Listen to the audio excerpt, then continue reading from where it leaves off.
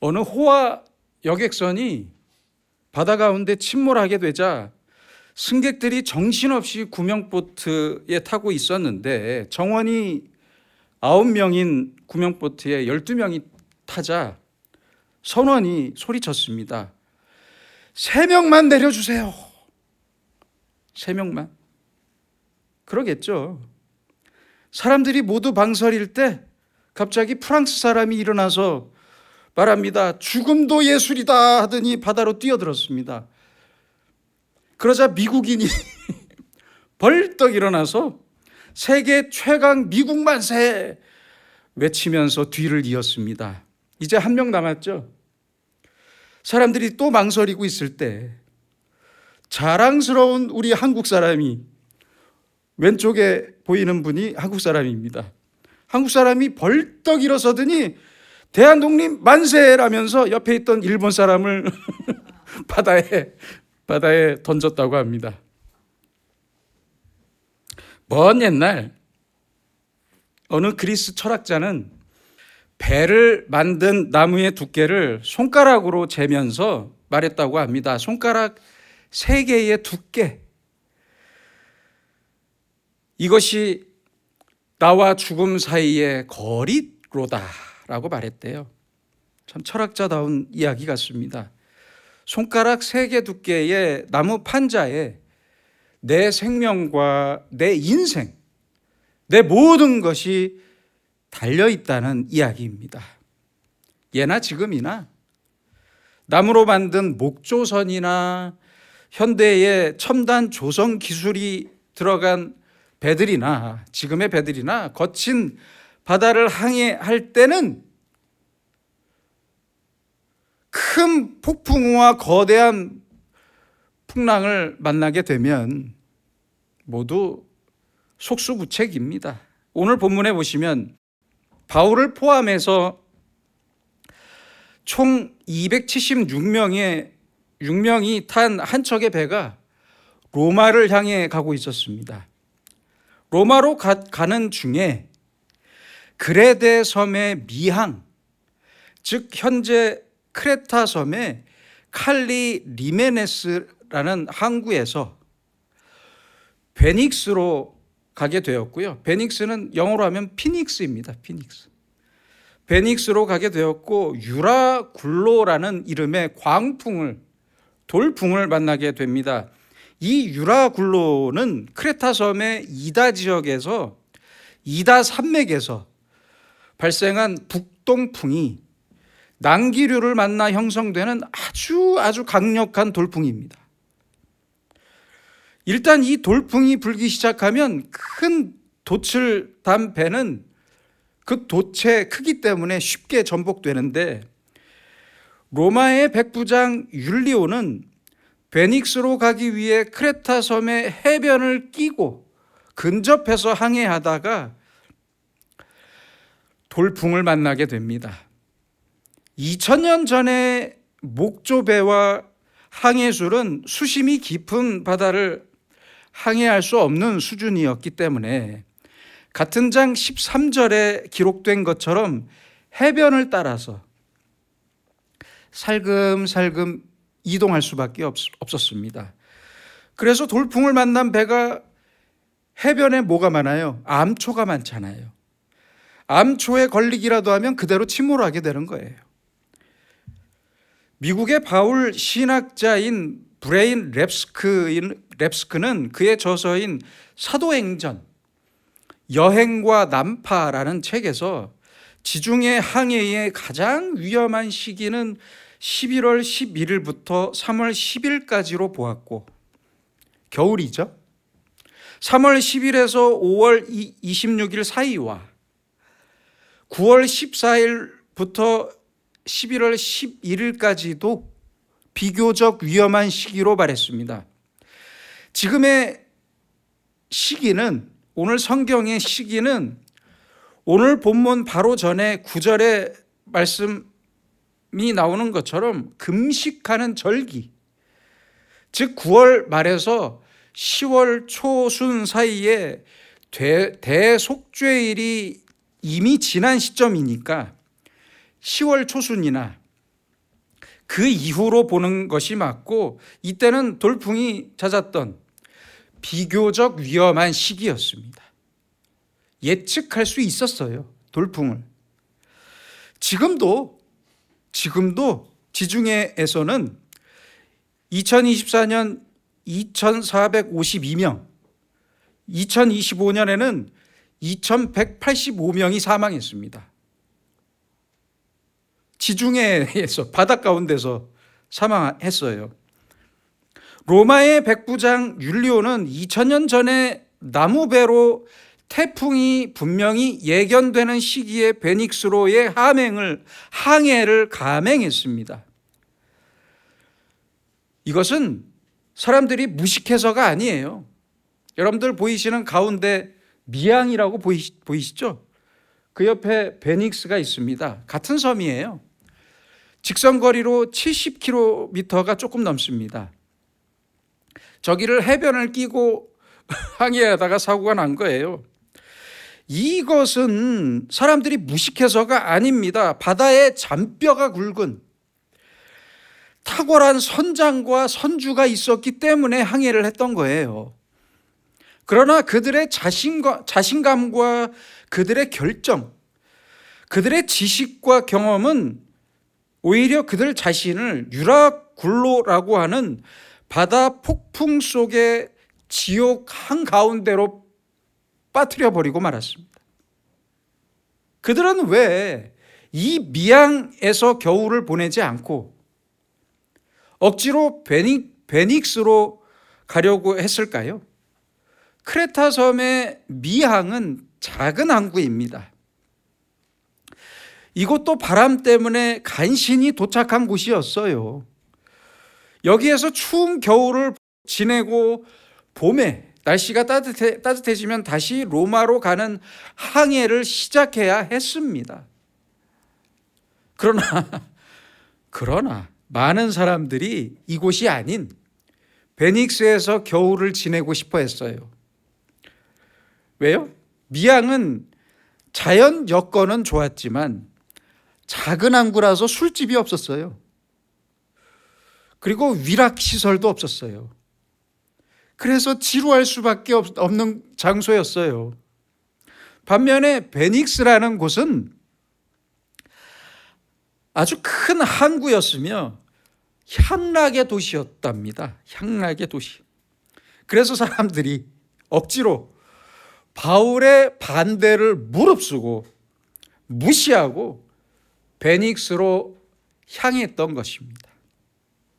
276명 중에 가장 권한이 컸던 사람은 로마의 군인이었던 백부장이었고 정치 권력의 상징이었습니다. 둘째는 선장이었고 경험과 기술의 상징이었어요. 셋째는 선주였는데 선주는 무엇의 상징입니까? 자본의 상징입니다. 자본, 돈의 상징이에요. 같은 장 11절에 보시면 백부장이 바로 이러한 선장과 선주의 말을 바울의 말보다 더 믿더라라고 기록되어 있습니다. 백부장과 사람들은 경험과 기술과 돈을 믿었다는 얘기예요.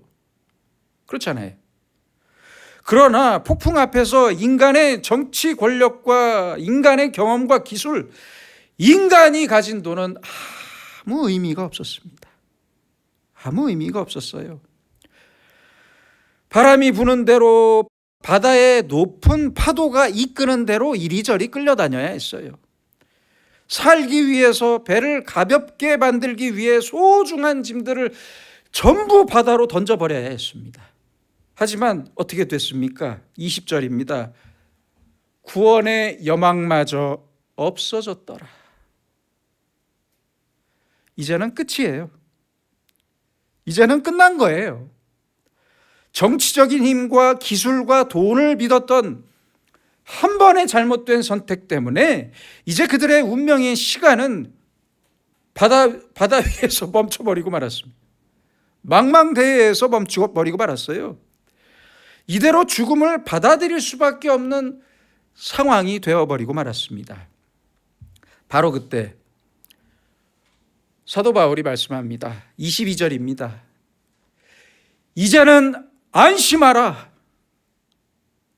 얼마나 크게 외쳤겠습니까? 이제는 안심하라. 이제라는 말이 무슨 뜻이겠습니까? 이제, 지금은 아무런 희망이 없는 순간입니다. 그렇잖아요. 오직 죽음만 보였던 순간이었어요. 그래서 모든 것을 포기했고 자기들의 잘못된 선택을 후회하는 순간이었습니다.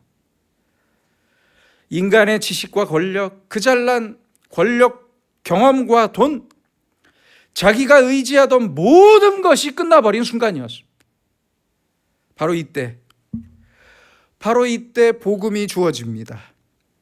이제는 안심하라. 안심하라. 철학자 파스칼은 자기의 저서인 팡세에서 인간에게는 세 종류의 인간이 있다고 설명합니다. 첫째는 하나님을 발견하고 섬기는 사람이다. 이 사람은 분명히 합리적이고 행복한 사람입니다. 둘째는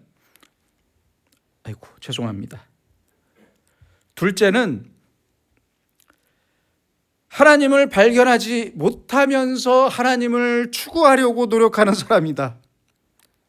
이 사람은 합리적이지만 불행한 사람입니다. 셋째는 하나님을 발견하려고도 하지 않는 사람이다. 이렇게 말하고 있어요. 이 사람은 합리적이지도 않고 가장 불행한 사람이라고 할 수 있습니다.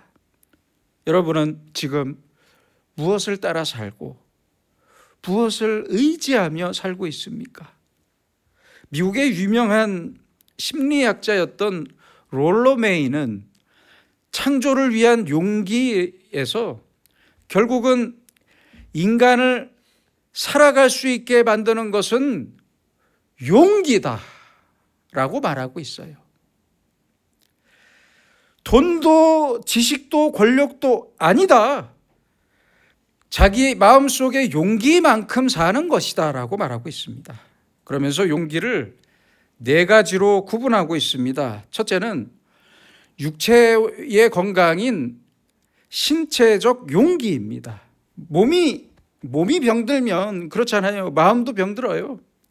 마음도 병들기가 쉬워서 용기를 잃어버릴 수밖에 없다고 말해요. 둘째는 도덕적 용기를 말합니다. 아무리 돈이 많고 아무리 권력이 있고 몸이 건강해도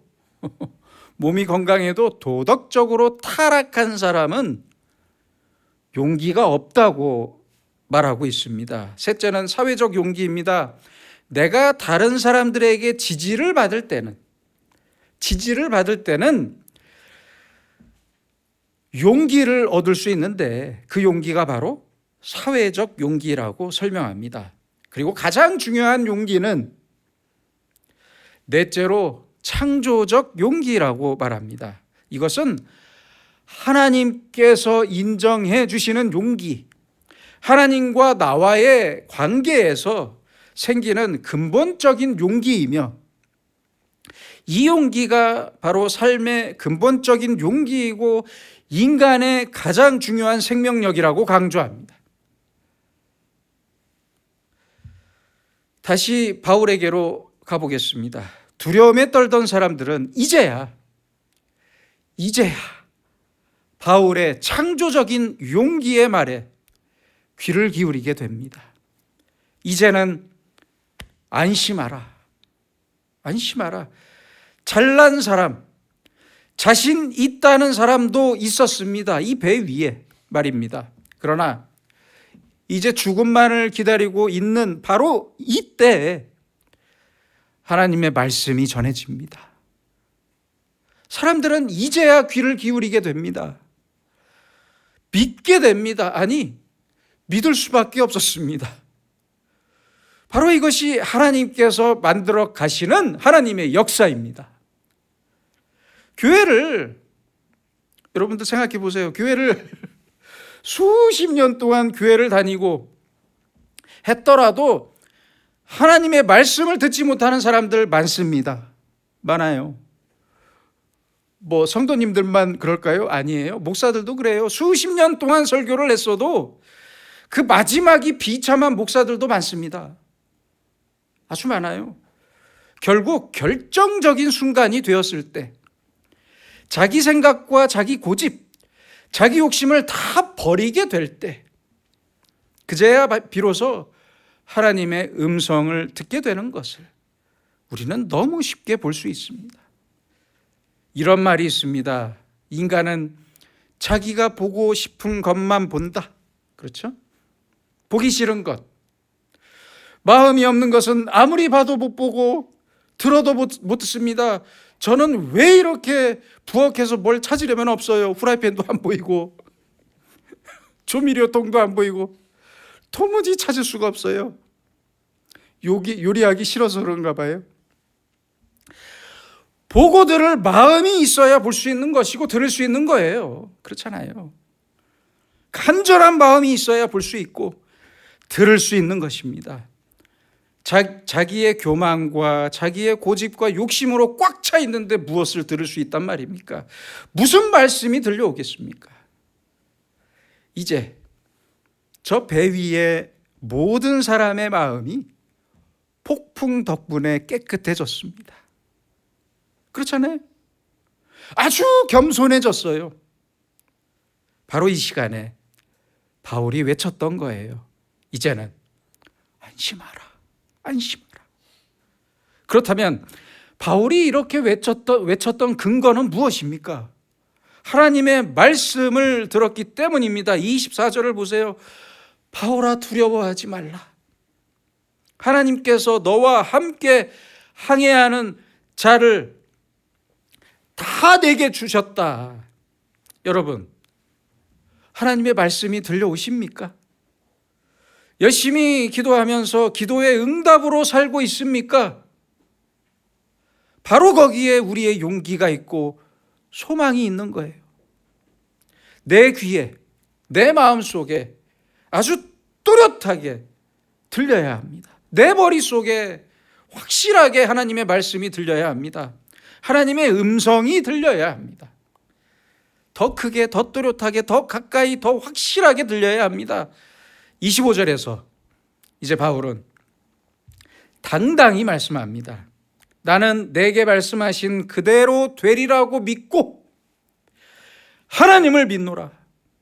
얼마나 멋진 말씀입니까? 또한 바울아 두려워하지 말라는 이 하나님의 말씀에 하나님의 책임과 하나님의 약속이 담겨 있습니다. 모든 일의 책임이 이제부터는 사람이 아니라 사람에게서 하나님에게로 옮겨가게 됩니다. 하나님께서 책임지시겠다는 말씀이에요. 하나님께서 당신의 자녀를 책임지십니다. 또한 바울을 통한 하나님의 계획이 아직 남아 있습니다. 아직 이루어질 것이 남아 있어요. 이루어져야만 했습니다. 복음의 세계화를 위해 바울은 로마의 황제인 가이사 앞에 가야만 했습니다. 그래서 이 배는 무사해야만 했습니다. 그 안에 사람들은 죽지 않아야 했습니다. 이것은 하나님의 엄청난 경륜이었습니다. 이렇게 하나님의 뜻과 하나님의 일은 그 어떤 조건과 환경 속에서도 반드시 이루어집니다. 반드시 이루어져요. 바다의 폭풍 속에서도 하나님의 경륜은 좌초될 수 없습니다. 절대 중단되지 않습니다. 하나님의 계획, 그 역사의 드라마는 폭풍 속에서도 반드시 이루어집니다. 하나님께서는 지금도 우리를 향하신 그 하나님의 뜻을 우리를 통해 반드시 이루시고 조용히 이루어 가십니다. 하나님의 계획을 확인하는 또 하나의 중요한 말씀은 24절입니다. 내가 가이사 앞에 서야 하겠고, 하나님의 계획이 있어요. 아직 죽을 때가 안 됐어요. 가이사는 로마의 황제이고 바울은 지금 폭풍 속에 있습니다. 그러나 걱정하지 마라. 로마까지 아주 무사하게 갈 것이다. 반드시 갈 것이다. 바로 이것을 약속해 주는 말씀입니다. 또한 너와 함께 항해하는 자들을 다 내게 주셨다 라고 말씀합니다. 이건 무슨 의미이겠습니까? 바울을 살리기 위해서 배 위에 모든 사람도 함께 살릴 것이고, 좀 더 생각해 보면 배 위의 사람들 모두 바울을 위한 전도자가 되겠다는 말씀이에요. 놀랍지 않습니까? 우리가 바울의 말을 듣지 않다가 꼼짝없이 죽을 뻔했는데, 하나님의 종이라는 바울 때문에 우리가 위로를 얻고 용기를 얻고 살았습니다. 하나님이 살려주셨습니다. 구원을 받았습니다. 이러한 간증이 가능할 수 있는, 이러한 간증을 말할 수 있는 전도자로서 그들을 바울에게 주셨다는 말씀입니다. 결국 그들은 지금의 섬나라인 몰타 섬으로 구조되었고 3개월의 추운 겨울을 바울과 함께 지내는 동안 섬의 추장인 보블리오의 아버지와 섬의 병자들을 고치고 전도하고 돕는 바울의 모습을 보면서 바울이 아주 진실한 하나님의 사람이라는 것을 확실히 알게 됩니다. 확실히. 전설에 따르면, 전설이에요, 이 당시 구조된 사람들 중에서 몰타섬의 일부가 남았대요. 로마로 안 가고 일부가 남았대요. 그 일부의 사람들은 그곳에서 그리스도인 공동체를 만들었다고 합니다. 놀랍지 않습니까? 지금의 몰타섬은요, 현재 바울의 난파 사건을 국가적인 사건으로 기념하고 있습니다.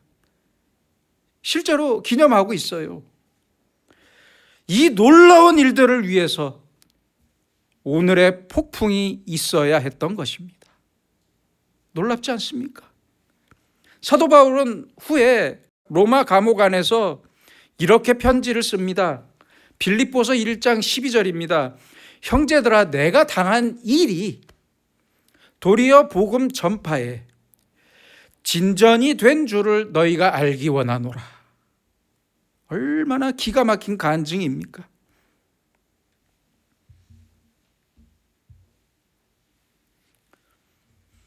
간혹 어리거나 젊은 분이 아닌, 젊은 사람들이 아닌 나이 들어 돌아가신 고인의 장례식장에 가보면, 특히 장로님이나 목사님들의 장례식장에 가보면 사람들이 흔히 이런 말을 할 때가 있어요.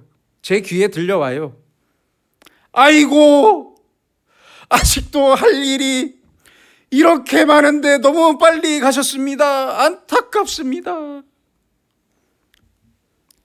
이런 말을 들을 때 저는 속으로 이렇게 생각합니다. 할 일 다 하고 끝났으니까 하나님께서 데려가신 겁니다. 그렇잖아요. 제 말이 틀립니까? 감리교회 창시자였던 요한 웨슬리도 같은 말을 했어요. 하나님께서 내게 향하신 거룩하신 뜻을 이루기 전까지 나는 절대 죽지 않는다. 무슨 말입니까? 뒤집어서 생각하면 하나님의 뜻을 이루면 아무런 미련 없이 죽을 수 있다는 말이에요. 그렇잖아요. 오늘의 바울도 말씀합니다. 나는 하나님을 믿노라. 무슨 뜻입니까? 나를 향하신 하나님의 뜻은 반드시 이루어질 것이다. 그래서 나와 당신들은 무사할 것이다. 죽지 않을 것이다. 여러분, 하나님의 뜻, 하나님의 그 선교적 사명, 선교적 사역, 그 속에 내가 살아있는 겁니다. 그래서 내가 살아있는 거예요. 이것은 절대 좌절되거나 좌초되거나 멈출 수 없는 일입니다.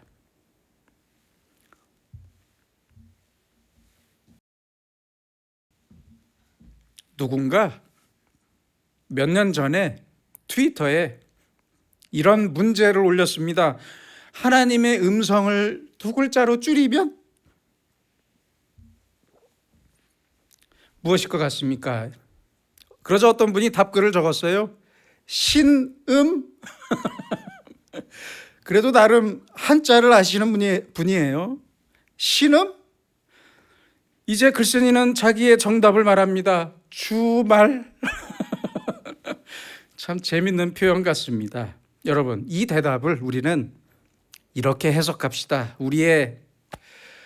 우리의 신음의 음성으로 응답하시는 하나님은 주말에도 공휴일에도 열심히 일하고 계십니다. 누굴 위해서? 바로 우리를 위해서 일하고 계십니다. 영국의 철학자이자 역사학자였던 로빈 콜링우드는 이런 말을 했습니다. 역사는 죽은 과거가 아니라 현재 속에 살아있는 과거다. 살아있어요. 과거가. 과거나 현재나 미래 모두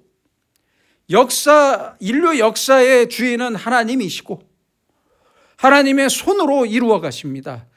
쉬지 않으시는 하나님께서, 공휴일에 쉬지 않는 하나님께서 우리를 위해 역사를 만들어 가십니다. 눈에 보이는 현실이, 그러니까 우리 눈에 보이는 현실이 곤두박질치고 다 끝난 것 같아도 아닙니다.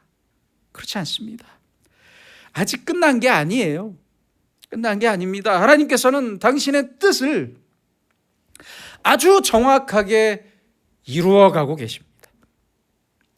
모든 사람이 이제는 다 끝났다고, 끝이라고 말할 때, 할 수 없다고 포기하는 그 순간에도 하나님께서는 여러분과 저를 통해 하나님의 뜻을 이루어 가십니다. 당신의 뜻을 이루어 가십니다.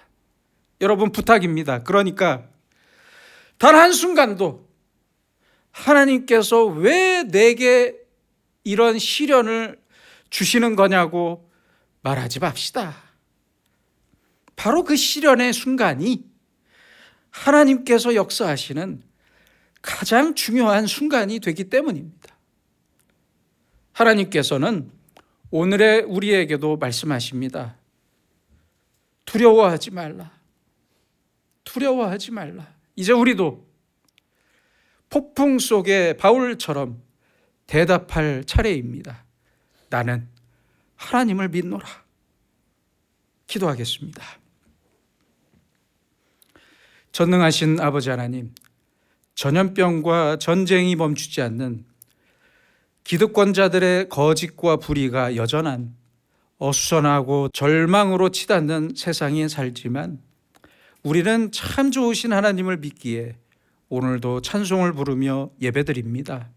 앞과 뒤, 오른쪽과 왼쪽 모두 어둡고 꽉 막혀버렸을 때 이제는 하나님의 사랑과 경륜과 인도하심을 더 잘 볼 수 있도록 위를 보는 믿음을 허락해 주시옵소서.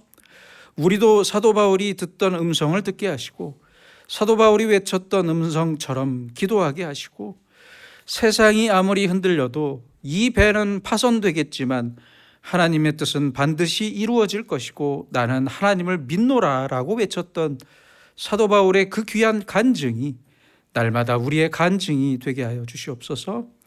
그래서 오직 주님만을 바라보고 주님의 인도하심에 내 모든 것을 맡기면서 나에게 주신 것들에 더 감사하며 더 겸손하게 살아가는 우리가 되게 하여 주시옵소서. 예수님의 이름으로 기도드립니다. 아멘.